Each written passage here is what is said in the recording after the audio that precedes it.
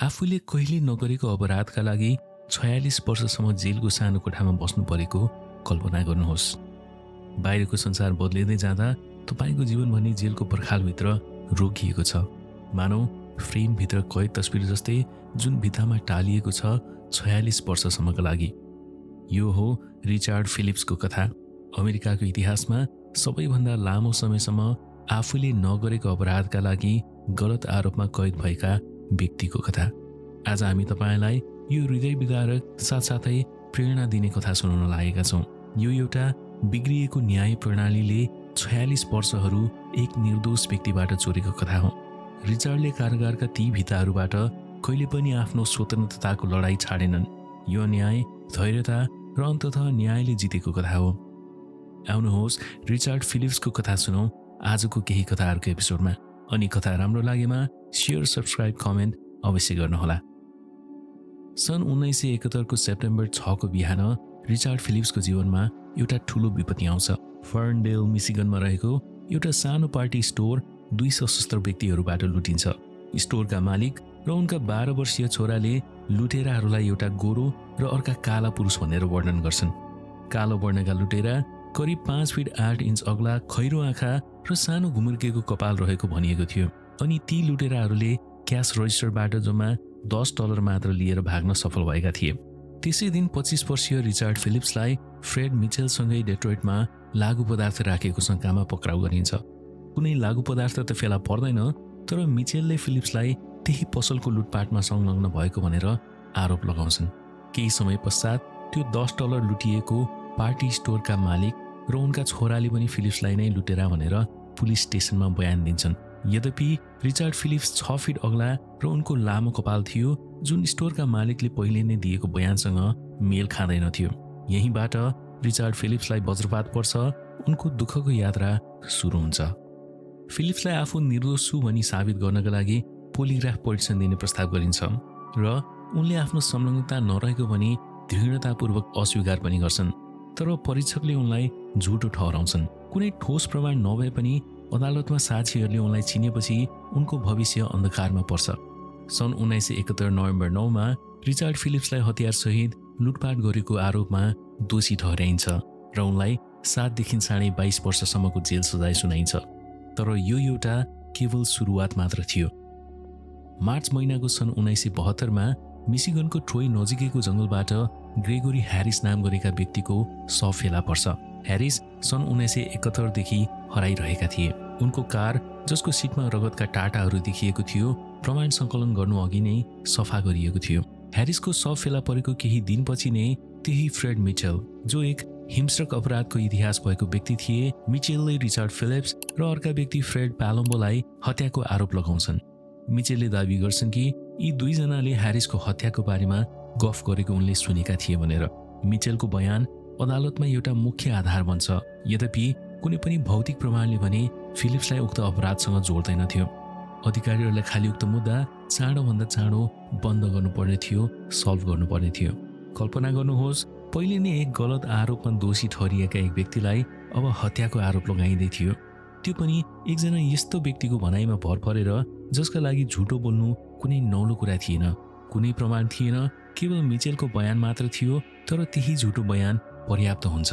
सन् 1972 मा भएको ट्रायलमा मिचेल प्रमुख साक्षी बन्छन् र उनले फिलिप्सलाई दोषी ठहराउनका लागि निर्णायक भूमिका खेल्छन्। उनले ग्रेगोरी ह्यारिस र रिचार्ड फिलिप्सको बीचमा लागु पदार्थको मामिलामा झगडा भएको र त्यही झगडा हुँदा पालोम्बोसँग मिलेर ह्यारिसको ज्यान लिएको बताउँछन्। अनि यही झुटो बयानले रिचार्ड फिलिप्समा घाउमा नुन छर्ने काम गरेको थियो। तर मिचेलले दिएको सिद्धान्तमा कुनै प्रमाण भने थिएन र पालोम्बोको बुवाले पनि बयान दिन्छन् कि भनिएको लागु पदार्थ बेच्ने व्यक्ति जो ड्रग डिलर थिए, उनी कहिले पनि अस्तित्वमै थिएनन्। He did not exist. जुरीले केवल 4 घण्टामै निर्णय गर्दै दुवै व्यक्तिलाई पहिलो दर्जाको हत्याको दोषी ठहराउँछ। सजाय सुनाउन अघि फिलिप्सले आफू निर्दोष भएको कुरा फेरि दोहोऱ्याउँछन्। तर कुनै पनि प्रमाण नहुँदाखेरि फिलिप्सका लागि न्याय पर्खनुको अलावा कुनै पनि विकल्प हुँदैन। सन् 1972 को अक्टोबर 5 मा रिचार्ड फिलिप्स र फ्रेड पालोम्बोलाई पहिलो दर्जा फर्स्ट डिग्री मर्डरको हत्याको दोषी ठहर गर्दै पेरोल बिना जीवनभरको जेल सजाय सुनाइन्छ। कुनै दोस्रो मौका दिइँदैन। यहाँ केवल एउटा फलामे ढोका रिचार्ड फिलिप्सको अनुहार अगाडि बन्द हुन्छ र उनको भविष्यमा पूर्ण विराम लागेको महसुस हुन्छ। जेलको जीवन अत्यन्तै कठोर थियो। फिलिप्सले आत्महत्या र हिंसाका घटनाहरू आफ्नै आँखाले देख्ने गर्दथे। तर रिचार्ड फिलिप्सले हिम्मत भनी हारेनन्। जेलमा बितेका दशकहरूमा उनले कविता, सङ्गीत र सानोतिनो भोलिन्टियरिङको कार्यमा शान्ति खोजेर पार लगाए। अनि आफ्नो परिवारलाई दुःख नहोस् भनेर रिचार्डले उनीहरूसँग सम्बन्ध टुटाउने निर्णय गर्छन् र उनीहरूलाई सम्पर्कमा नबस्न भन्छन्। आफ्ना भावनाहरू व्यक्त गर्न उनी कविता लेख्न थाल्छन् र आफ्नो पीडा कवितामै पोख्न थाल्छन्। रिचार्ड फिलिप्सले करिब 19 वर्ष जति जेलमा बिताइसकेपछि सन् 1990 तिर कविता लेख्न छाडेर चित्रकलामा आफ्नो ध्यान दिन थाल्छन्। जेलमा रहेको पुस्तकालयबाट उनले आफै चित्रकला बनाउने प्रविधिहरू सिके। जेलमा रहँदाखेरि उनले करिब 400 वटा चित्रहरू बनाएका थिए, जसमध्ये धेरै पुस्तक र पत्रिकाका तस्विरहरूबाट प्रभावित थिए। ज्याज सङ्गीत सुन्दै चित्र कोर्दै उनी त्यसमै हराउने गर्दथे, त्यसमै रमाउने गर्दथे। अनि उनका चित्रहरू उनले जेल बाहिर आफ्नो पेन फ्रेन्ड, पत्रमित्र डोरेनलाई पठाउने गर्दथे। यता चित्रकलामा आफ्नो भावनाहरू व्यक्त गर्दा गर्दै दशकौँसम्म रिचार्ड फिलिप्सले आफूलाई निर्दोष प्रमाणित गर्ने प्रयास पनि जारी नै राख्छन्। उनले पटक पटक अपिल दायर गर्छन्, न्याय पाउने आशा गर्दै। तर प्रत्येक पटक न्याय प्रणालीले उनलाई असफल बनाउँछ। नयाँ सुनवाईको आदेश आए पनि अदालतहरूले उनको केसमा त्रुटिको पर्याप्त प्रमाण नभएको भन्दै ती निर्णयलाई उल्टाइदिन्छन्। तर फिलिप्सले भने कहिले हार मान्दैनन्। कारागारमा लगभग 38 वर्ष बिताएपछि सन् 2010 मा परिस्थिति बदलिन थाल्छ। फ्रेड पालोम्बोले आफ्नो बयान दिएर स्वीकार गर्छन् कि ग्रेगोरी ह्यारिसको हत्या उनले र फ्रेड मिचेलले मात्र मिलेर गरेका थिए अनि रिचार्ड फिलिप्सको उक्त हत्यामा कुनै संलग्नता नै थिएन। मिचेलले फिलिप्सलाई फर्नेल डकैतीमा संलग्न देखाएर फसाएका थिए। उनले यो पनि खुलासा गर्छन् कि अपराध पछि मात्र उनले रिचार्ड फिलिप्सलाई भेटेका थिए अनि यही आरोपलाई आधार बनाएर उनलाई हत्याको झुटो मुद्दामा तानिएको थियो। मिचेलको मृत्युपछि मात्र पालोम्बोलाई सत्य बाहिर ल्याउने हिम्मत जुटेको थियो, किनकि मिचेलले पालोम्बोलाई धम्की दिएका रहेछन् कि यदि सत्यताको खुलासा गरेमा पालोम्बोको साथै उनका परिवारको ज्यान पनि जोखिममा पर्नेछ भनेर। अनि अगस्त 24 सन् 2010 मा भएको सुनवाईको क्रममा पालोम्बोले आफूले दिने पुरानो झुटो बयान दोहोर्याउनुको ठाउँमा सत्यताको खुलासा गर्छन्। उनका अनुसार सन् 1970 मा मिशिगन सुधार गृहमा जेल सजाय काट्दाखेरि फ्रेड पालोम्बो र फ्रेड मिचेल एकसाथ भान्सामा काम गर्ने गर्दथे र उनीहरू त्यहाँ राम्रो साथी बनेका थिए र मिचेलले आफ्नो आमाबाट $500 चोर्ने 2 व्यक्तिबाट बदला लिन चाहन्थे अनि ती 2 मध्ये एक व्यक्ति ग्रेगोरी ह्यारिस भनी मिचेलले शङ्का गरेका थिए। जेलबाट छुटेपछि मिचेल र पालोम्बोले सुरुमा एउटा पसल लुट्ने योजना बनाउँछन्, तर भाग्ने गाडी नहुँदाखेरि पालोम्बोले आफ्नो विचार बदलिन्छन्। त्यसपछि मिचेल ग्रेगोरी ह्यारिससँगै गाडीमा आउँछन्। उनले ह्यारिसलाई जालमा फसाएका थिए। यात्राका क्रममा मिचेलले अचानक ह्यारिसमाथि गोली चलाउँछन्। अचम्मित भएका पालोम्बोले डरका कारण ह्यारिसको शव ठेगाना लगाउनमा मद्दत गर्छन्। पालोम्बोको उक्त आश्चर्यचकित पार्ने खुलासाले मिचेलको कुकार्यको पर्दाफास गर्छ, जसले रिचार्ड फिलिप्सलाई आफ्नो 4 दशकको जीवन कारागारमा बाँच्न बाध्य बनाएको थियो। नयाँ प्रमाणसँगै मिशिगन इनोसेन्स क्लिनिकले रिचार्ड फिलिप्सलाई सहयोग गर्नको लागि उनको केस अघि बढाउँछ।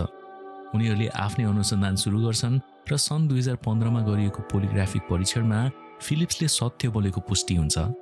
रिचार्ड फिलिप्सको अपराधमा कुनै भागीदारी नै नभएको प्रमाणित भइसकेपछि सन् 2016 मा अदालतमा पुनरावलोकनको लागि निवेदन दिइन्छ। अन्ततः सन् 2017 मा न्यायाधीशले फिलिप्सको निवेदन स्वीकार गर्छन् र रिचार्डलाई थरौटीमा रिहा गरिन्छ। ढिलै भए पनि न्याय प्रणाली उनको पक्षमा अब अगाडि बढ्न थालेको थियो। धरौटीमा छुटे पनि रिचार्ड फिलिप्सको लागि आफ्नो स्वतन्त्रता सहज थिएन। बाहिरी संसार पुरै बदलिसकेको थियो। न जागिर थियो, न घर, न पैसा, न फ्यामिली। उनी जेलमै भेटेका एकजना साथीसँग बस्ने गर्दथे, नयाँ जीवनमा घुलमिल हुन सङ्घर्ष गर्दै। तर एउटा चमत्कार हुन्छ। उनकी पुरानी पत्रमित्र डोरेनले उनका सबै चित्रहरू 400 वटा सुरक्षित राखेकी थिइन्। अरू कसैले विश्वास नगरेको बेलामा उनले फिलिप्सलाई सधैँ साथ दिने गर्थिन्। डोरेनलाई थाहा थियो कि एक दिन रिचार्ड आफ्ना चित्रहरू लिन फर्किनेछन् र अन्ततः त्यही हुन्छ। नयाँ साथीहरूको सहयोगमा फिलिप्सको कला दर्शकसम्म पुग्न थाल्छ। उनको पहिलो ग्यालरी प्रदर्शनी जबरजस्त सफल हुन्छ। उनले पहिले कहिले पनि चित्र बेचेका थिएनन्। सुरुमा उनले आफ्नो चित्रकलाको मूल्य $500 राख्छन् र एक रातमै 20 वटा चित्रकलाहरू बिक्छन्। त्यसपछि अरू प्रदर्शनीहरू पनि हुन्छन् र रिचार्ड फिलिप्सको अरू पेन्टिङ्सहरू पनि बिक्री हुन्छन्। केही समयमै उनका चित्रकलाहरूको मूल्य $5000 सम्म पुग्छ। जेलमा रहँदाखेरिका रिचार्ड फिलिप्सका भावना ती कलामा बदलिएको थियो, सुन्दर र मूल्यवान कलामा। सन् 2018मा वेन काउन्टीको दोष समीक्षा इकाइ कन्भिक्सन इन्टिग्रिटी युनिटले रिचार्डको मुद्दाको पुनः जाँच गर्छ अनि अनुसन्धानले देखाउँछ कि फ्रेड मिचेलको बयान विश्वासै गर्न नसकिने खालको थियो। मुद्दामा गम्भीर त्रुटिहरू थिए। मिचेलले सन् 1971को जुन महिनामा फिलिप्स र पालम्बोले हत्या गर्ने योजना बनाएको सुनीको दावी गरेका थिए, तर पालम्बो त्यसबेला अझै जेलमै थिए, जुन कुरा असम्भव थियो। थप रूपमा फिलिप्स र पालम्बोको पहिलो भेट नै सन् 1971को जुलाई 4मा मिचेलकै घरमा भएको बारबिक्यूमा भएको थियो, अपराध भएको 8 दिनपछि। जेलको रेकर्डले पनि पालम्बोको टाइमलाइन प्रमाणित गर्छ, जसले मिचेलको बयान पूर्ण रूपमा झुटो हो भनी पुष्टि गर्छ। मार्च 28 सन् 2018मा 46 वर्षपछि मात्र बल्ल सत्य स्वीकार गरिन्छ। वेन काउन्टी अभियोजन कार्यालयले आफ्नो गल्ती मानेर रिचार्ड फिलिप्स निर्दोष रहेको स्वीकार गर्छ। अन्ततः रिचार्ड फिलिप्स पूर्ण रूपमा मुक्त हुन्छन्। उनीमाथि लागेको हत्याको आरोप खारेज गरिन्छ र मे सन् 2019मा उनलाई गलत सजायको क्षतिपूर्ति स्वरूप $1.5 मिलियन प्रदान गरिन्छ। तर फिलिप्सको यात्रा त्यही मात्र रोकिँदैन। मिशिगन इनोसेन्स क्लिनिकले उनको डकैतीको मुद्दामा पनि थप अनुसन्धान गरिरहन्छ। सन् 2022मा ओकल्यान्ड काउन्टी दोष समीक्षा इकाइले फेरि फर्नडेल डकैती केसको पुनरावलोकन गर्न थाल्छ अनि अनुसन्धानले देखाउँछ कि उक्त फर्नडेल डकैती केसमा पनि फिलिप्स निर्दोष थिए। प्रमाणहरूमा गलत पहिचानका गल्तीहरू र पालम्बोको शपथ सहितको बयान सामेल थियो, जसले स्पष्ट पार्छ फिलिप्स उक्त डकैतीको अपराधमा पनि निर्दोष थिए। अनि सेप्टेम्बर 28 सन् 2022मा अदालतले उनको डकैतीको दोष प्रमाण खारिज गर्छ र सबै आरोप हटाउँछ। सन् 2023मा उनलाई यो गलत सजायको क्षतिपूर्ति स्वरूप $7,35,000 प्रदान गरिन्छ। अन्ततः सत्यताको जित हुन्छ, तर 46 वर्षपछि। अमेरिकामा अनुमानित 2 देखि 5% कैदीहरू निर्दोष छन्, जसका कारण अहिले पनि 10,000 व्यक्तिहरू अन्यायपूर्वक जेलमा छन् अनि तीमध्ये सन् 1989 देखि अहिलेसम्ममा 3,300 भन्दा बढी व्यक्तिहरू निर्दोष प्रमाणित भई मुक्त भएका छन्। यस्ता अन्यायहरूले निर्दोष व्यक्तिहरूको जीवन बर्बाद गर्छन् र अमेरिकाको धेरै राज्यहरूमा क्षतिपूर्ति दिने कानुनी व्यवस्था रहेको छैन र जहाँ यो कानुनी व्यवस्था छ त्यहाँ पनि पाउन गाह्रो हुन्छ। औसत क्षतिपूर्ति $50,000 प्रति वर्षको आसपासमा हुन्छ। रिचार्ड फिलिप्सले आफूले नगरेको अपराधका लागि 46 वर्ष जेलमा बिताए, जसले उनको जीवनको लगभग आधा शताब्दी खोज्यो। यति ठूलो अन्यायका लागि उनलाई करिब $2.3 मिलियन क्षतिपूर्ति प्रदान गरिएको थियो। तर के 46 वर्षको हराएको स्वतन्त्रताको कुनै मूल्य तोक्न सकिन्छ?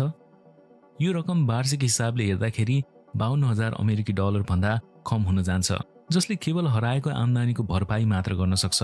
तर मानसिक पीडा, छुटेका पारिवारिक क्षणहरू र अधुरा सपनाहरूको क्षतिपूर्ति कसरी हुन सक्छ? यति मात्र होइन, क्षतिपूर्ति पाउनका लागि फिलिप्सले थुप्रै कानुनी र प्रशासनिक झमेलाहरू पनि पार गर्नु पर्यो। लामो समयसम्म परिवारबाट टाढा रहेका उनका ती अमूल्य पलहरू, गुमेका अवसरहरू, यी सबैको मूल्य कसरी तोकिने? हराएको विगत कुनै पैसाले फर्काउन सक्दैन नि। गलत कैदको क्षतिपूर्तिले टुटेको परिवारलाई फेरि जोड्न सक्छ? यस्ता प्रश्नहरू धेरै छन् अनि घाउहरू पनि धेरै छन्। केही घाउहरू कहिले निको हुँदैनन्। रिचार्डका छोराछोरी बाबुको बिना नै हुर्किएका थिए। फ्रान्समा बस्ने छोरीले उनलाई भेट्नै अस्वीकार गरेकी थिइन् भने छोराले पनि उनलाई प्राय चिन्दैनथे। 46 वर्षपछि बुवा छोराको भेट हुँदाखेरि माहौल असहज थियो। समयले उनीहरूलाई अपरिचित बनाइसकेको थियो। आर्थिक क्षतिपूर्ति केही हदसम्म सहयोगी हुन सक्छ, तर यो गहिरो घाउहरूको उपचार गर्न अपुरै रहन्छ।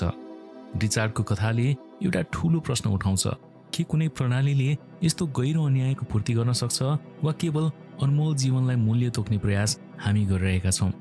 आफ्नो विचार तलको कमेन्ट बक्समा राख्नुहोला। रिचार्ड फिलिप्स अहिले लगभग 80 वर्ष पुगिसकेका छन्। रिचार्डको कथा अद्भुत धैर्य र आशाको प्रतीक हो। 46 वर्षसम्म आफूले नगरेको गल्तीका लागि जेलमा रहेर पनि उनले सत्यताका लागि लड्न कहिले हार मानेनन्। रिचार्ड फिलिप्सको निर्दोषिताले हामीलाई न्याय प्रणालीका कमजोरीहरूको बारेमा झल्काउँछ र यस्तो अन्याय दोहोरिन नदिन निष्पक्षताको आवश्यकता आउँछ। यो सँगै आजको केही कथाहरूको एपिसोडको हामी अन्त्यमा आइसकेका छौँ। सुनेर साथ दिनुभयो, थ्याङ्क यू सो मच भन्न चाहन्छु। यदि आजको एपिसोड मन परेमा लाइक, सेयर, सब्सक्राइब र कमेन्ट अवश्य गर्नुहोला। अर्को भेट नभएसम्म माया फैलाउँदै गर्नुहोला, केही कथाहरू सुन्दै अनि सुनाउँदै गर्नुहोला है त।